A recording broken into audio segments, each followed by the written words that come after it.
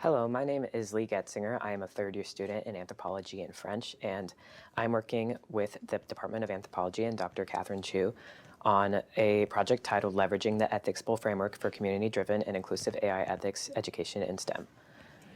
So first I want to go over the overview because the main crux of this case, of this project, is that we have a bunch of case studies that we're going to be using to make educational materials for students to learn about AI and how to reason with AI.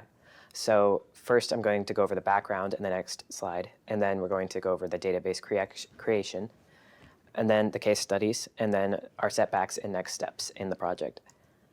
So first, I'm sure most of you know AI is artificial intelligence, and the goals for this project are for, as I said, educational purposes. And we're using the ethics bowl theory, which I will get to in a few slides. And the projects aim to be accessible to the public. We have a multidisciplinary conference that we are currently working on, scheduled for mid-May of 2025. And the cases that I'm going to bring up are real cases, which are more important than fictional yet realistic cases because they've actually happened. So we started a database with using Zotero, and we have compiled hundreds of articles, news articles, including scholarly articles, videos, etc. And we can add as many researchers as we need to this group, and we keep adding more articles. So the case studies for this are through the Society for American Archaeology, or the SEA. It's their ethics bowl framework, and it's usually about a page long. So there's a story that starts out with the introduction of a person or a company involved. There's an ethical question involved usually, and what to do or not to do, and questions posed to the audience and readers.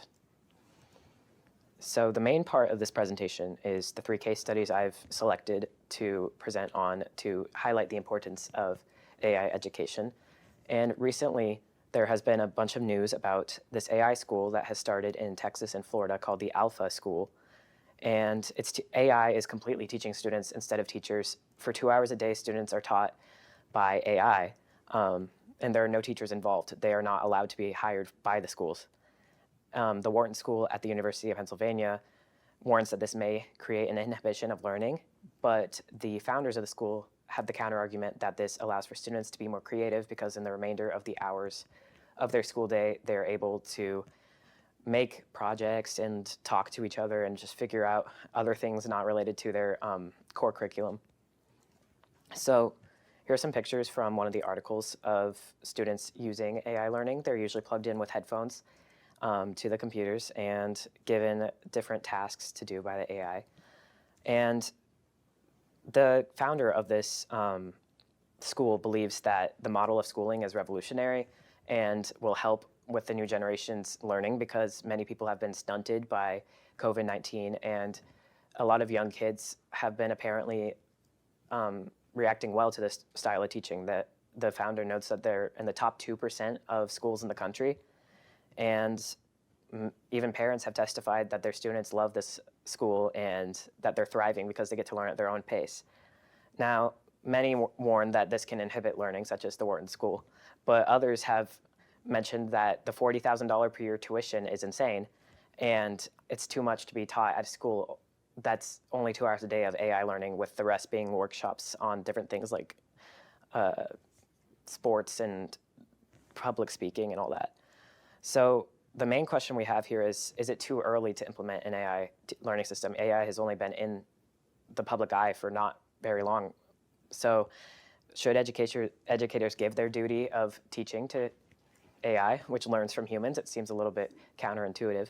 And is the age of this method introduced, which starts in kindergarten and goes all the way through 12th grade, is it a little bit premature?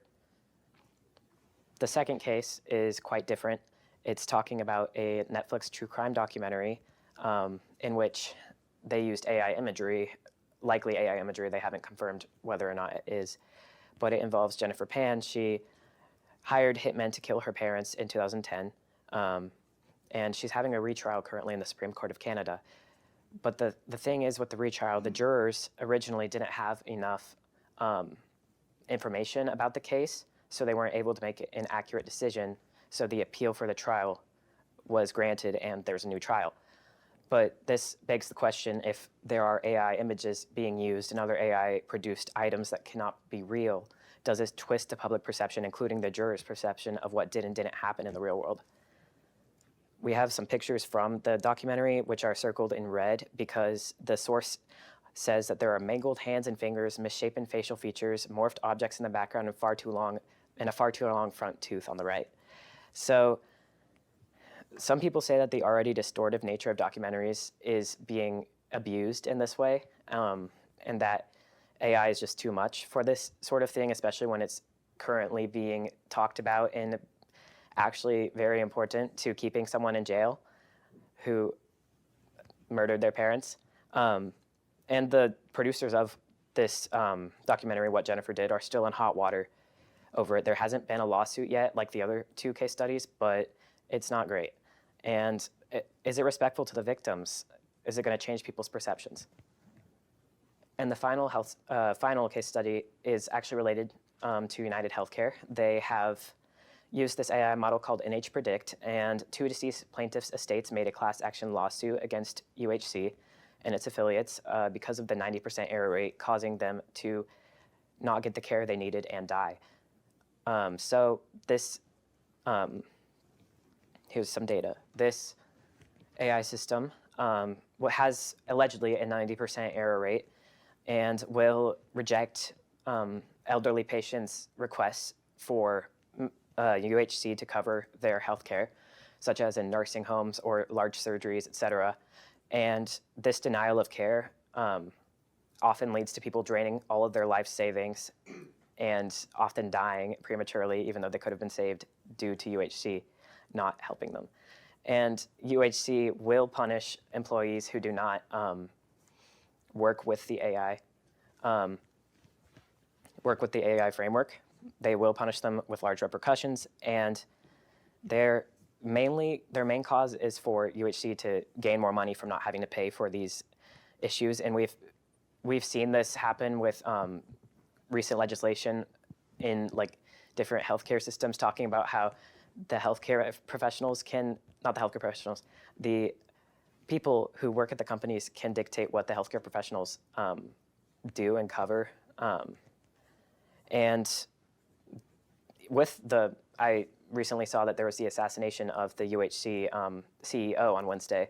I think that this is going to be a big problem. I think there definitely are some large pressures and tensions between the people and UHC. And I just begs the question of whether or not we can allow, as scientists and thinkers, allow the morally corrupt actions of these mega-sized healthcare companies, and how can we fix this? Is there a legal or technical solution? And as I said before, these case studies are important because of the educational value, among other things. They're understanding the impacts of AI and applying a framework to a variety of cases for students to learn. And they're more easily communicating these cases that are spread out amongst several different news sources. And they're real cases, so that's really important for people to learn from real cases rather than fictional. And finally, we have setbacks about this. Our main setback is that we haven't created a website yet because of switching platforms.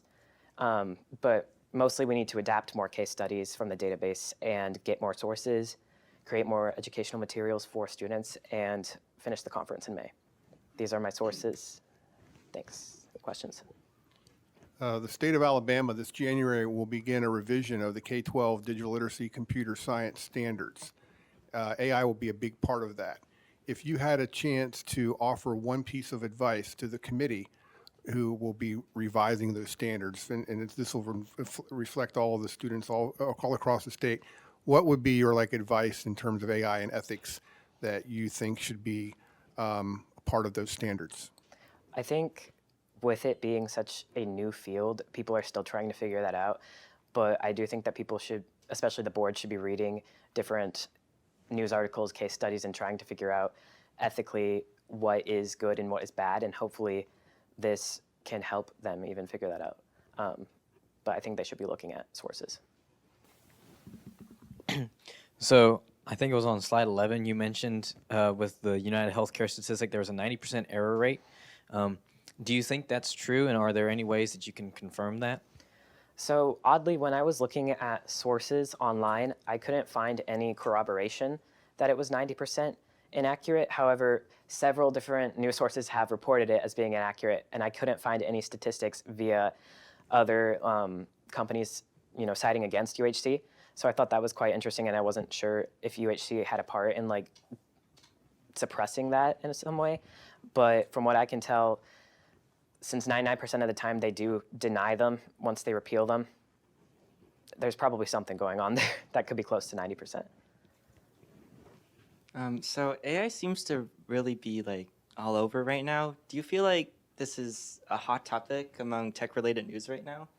I would assume just by the sheer amount of articles and newspaper articles, journal articles, videos, et cetera, that we have in the database. We have hundreds already, and we're still adding more every day. So I would think that it's a pretty hot topic, especially with ChatGPT and everything right now.